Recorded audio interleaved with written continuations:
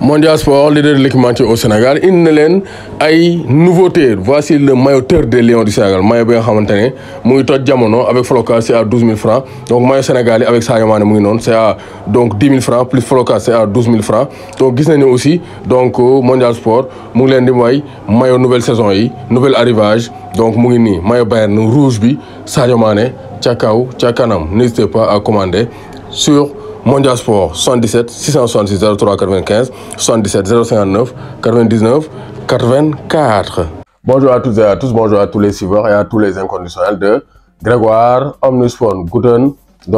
Tag, alle zusammen, donc servus minute, donc servus, donc Guten Tag Kaiser Toumani Sokho, donc mon père Toumani Sokho,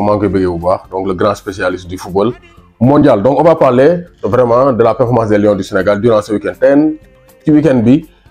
Lions yi toj nañ kaani Pàccal Lingom rij bëgg tëmbal ci Dakar maa ne xamal loolu week-end bi safoon na sàpp aussi bien positivement que négativement. Il y a eu de bonnes prestations en wolof, il y a eu de bonnes prestations donc en français. Donc bref, on va démarrer par le positif. Sadio Mané, Iliman Ndiaye doublé. Ils ont vu double. Iliman Ndiaye dafa dugg remplaçant. On a vu son but messiesque, c'est-à-dire il part donc de son camp dribblé ñëpp du pied gauche moom boobu nekkee xale Messi lañ ko doon tuddee formé à Dakar Sacré-Cœur mu dem France donc à Tours vraiment c'est un très bon joueur te waxoon naa ko nee naa ko soo bëggee Aliou Cissé bañ laa fàtte il faut maintenir tes performances parce que bon si tu ne maintiens pas tes performances Aliou Cissé da lay yóbbu frigo mais actuellement 3 buts donc en 3 matchs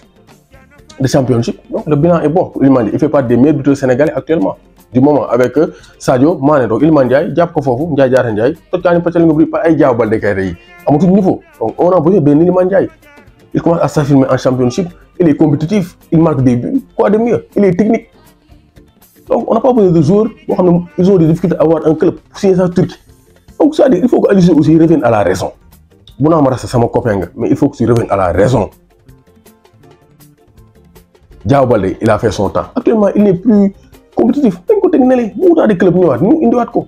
amul muskila maa xam muskila donc Sadio Mané aussi doublé Sadio Mané il a été payé donc de par son honnêteté dafa dugal bal bi dafa dal ci poto bi dal ci loxoom dugg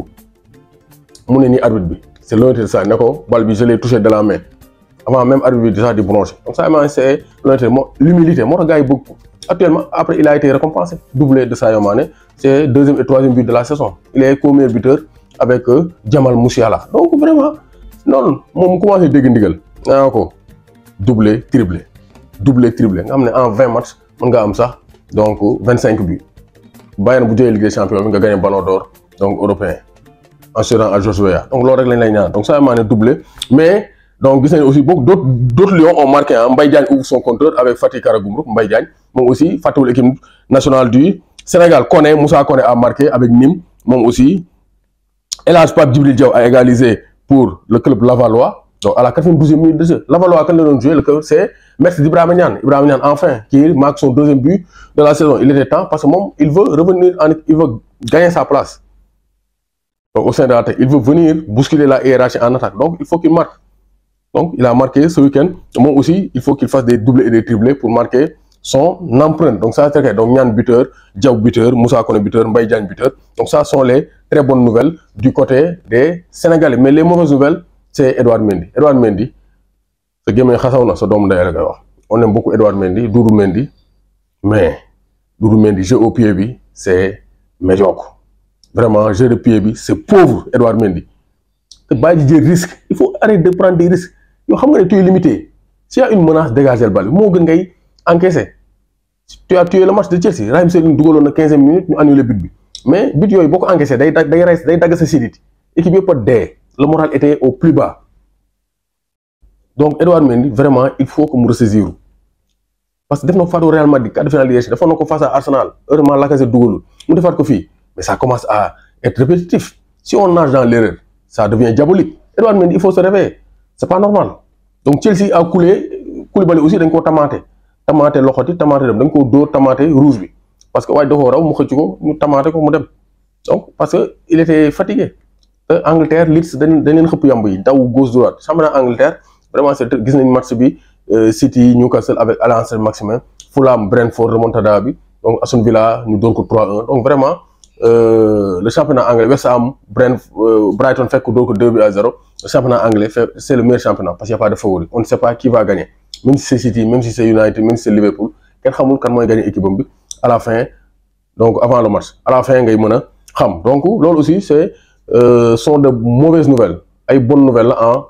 Wolof. Nouvelles, ils m'ont barré du week-end. Donc, Mbaye Niang aussi exclu 5 minutes après son entrée en jeu. Donc, Mbaye Niang a fait du remplaçant après. Donc, nous, Tamate ko mom tamit Tamate Lokoti Tamate do Mamadou Sakho un français d'origine sénégalaise aussi moo dugal pour Montpellier. Donc yooyu aussi mauvaise nouvelle yenn mauvaise nouvelle c'est le cas Pape Gueye Bamba Dieng ñoom ba léegi toujours à carreau toujours à quai du côté de l'Olympique de Marseille écarté, ça c'est une mauvaise nouvelle. Donc Nampalys Mendy aussi écarté, il joue pas à Leicester. Nampalys Mendy dugaat na frigo Brendan Rodgers dugalaat na ko kaaf mu ko dugaloon avant la CAN après CAN mayaat na ko temps de jeu mais actuellement demaat na dew ci bëri mooy joué ak Ndindi Serigne Ndindi ak Tielemans. Donc c'est compliqué pour donc Nampalys Mendy nampalantul kenn Nampalys actuellement nampalatul kenn même si bon il avait manqué de temps de jeu bu ñu équipe nationale il assure mais ça c'est pas bénéfique